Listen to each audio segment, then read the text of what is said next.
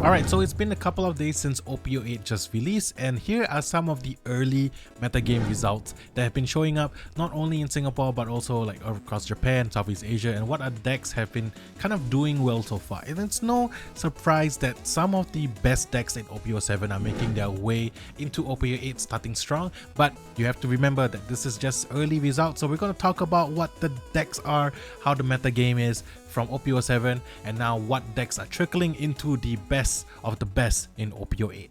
Let's go. So I haven't really done a meta analysis on like EB-01 and OP-07. I do apologize for that. I haven't been really active in playing because of the move, but here is a handy chart that's posted by my good friends over at Team Seafood King. Check them out over on Twitter and on their YouTube channel, where they kind of do like a spread chart on like what decks are doing well. So you should screenshot this, save this for your OP-07 meta for those of you in the English release. But some of the more popular decks are the ones that you see here. But most predominantly, it's none other than Red Purple Law being one of the most popular decks in the current metagame right now. No surprise there. It's a really powerful deck. We'll probably cover him one day.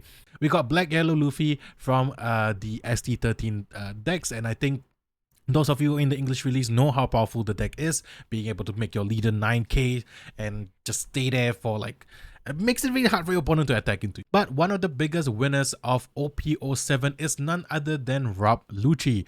The new OP-07 CP0 Rob Lucci is kind of making its mainstay. It's kind of being like the new, I'm loosely saying this, the new Sakazuki, in the sense that you are reducing cost, you're KOing stuff, you have a lot of removal, you do pretty well across the board, but you do have some bad matchups, like against Perona, Boa Hancock, and of course Enel. And then you have, of course, we got the good old Moria from OP-06. Some of the other standout OP-07 leaders, I mean, Perona is here as well. It's my girl Bonnie. Bonnie is doing well, and this is a deck that I really like, but it does suffer from some of the matchups. It's kind of like a varied metagame. There's no one deck that kind of takes it all, but there is a deck that kind of does really well across the overall metagame, which is, I believe it's Red Purple Law. But Boa is also a really powerful deck that has kind of showed up. So this is like early, this is like OP-07 in a nutshell. If you want to take a look at it, we have some other outliers here as well. Like, this is not the end all be all. There are some other leaders that have done well. We have random aces showing up as a winning championship. We have like Ivankov showing up in like the first few weeks of OP-07 that did really well. But now the meta stabilizes a little bit, and you can see the powerful, what the power of black and the 8-cost Gecko Moria does at this slot right here, especially in Black Yellow Luffy. But Red Purple Law being like one of the most versatile and great decks for removal is one thing. But now let's jump into like the first few days of OP-08, and this, bear in mind that this is just a few days after release. I think it was like the first tournament 1 or 2 days after the set dropped. So as what I can kind of assume is that not a lot of people have cards. Not a lot of people have their play sets or decks they want to make from OP-08, which is why we don't see a great representation of the OP-08 decks out there. However, there is a kind of significant presence in a little bit, so let's just go through it.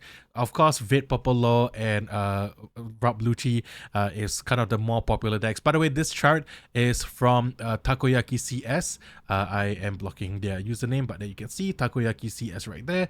Go and follow them. They do post their tournament results, so shout out to them. Go follow them on Twitter. I'll post a link below. And then you can see the popular deck still making its mainstay, because this is still like the first few days of release, so people are not kind of moving on from the decks that they are familiar with. But we do have Kelgara, special mention Kelgara right here, because Kelgara, the pieces are kind of easy to get. You just need a couple of pieces, the leader itself and a couple of pieces from OP-08, but the rest of it, you got your Gadatsus, you got your Ohm and Holy combos, you have your Enels if you want to play Enel.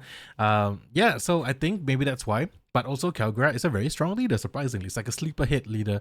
And then you have your usuals. You can see Enel right here, and also you have the purple, yellow pudding, which I really do like, and then Marco the Phoenix, which I would expect to be the more popular leaders. I was expecting King to also make an appearance, but he didn't. So right now, the top few leaders that are coming out hot from OP-07 is Kelgara, is Pudding, and also Marco the Phoenix, which is what we want to expect. But they posted another tournament a couple of days later where you see a more significant presence of Kelgara. We still got 22 freaking red purple laws, so that's gonna be popular.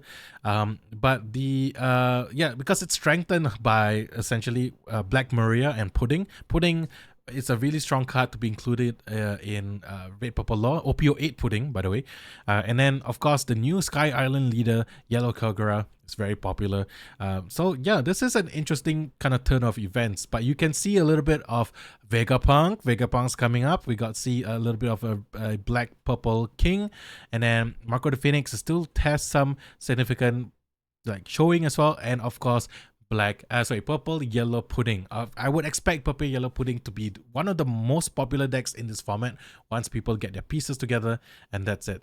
But we do have also, this is shout out to my man Hiro Shishiro. Let me not block his name.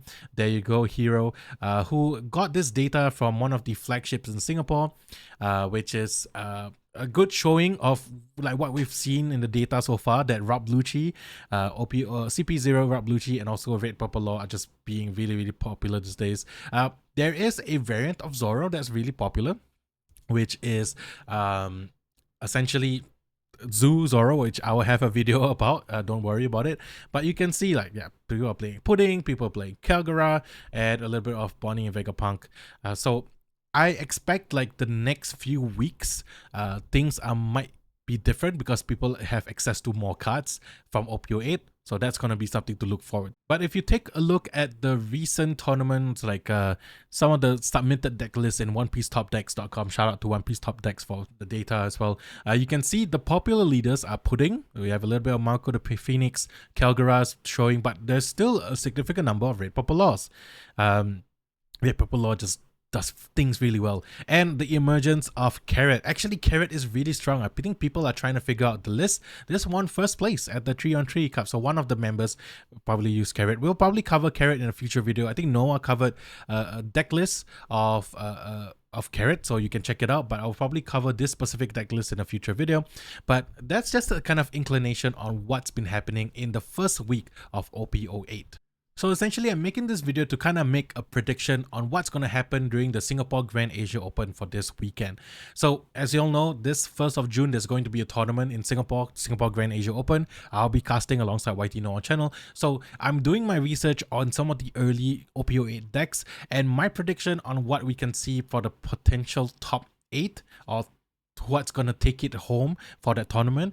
And well, I don't have a concrete prediction, but I do think that from the top tables we will see a certain number of, first of all, no surprise, Red Purple Law. I think it's gonna be really powerful.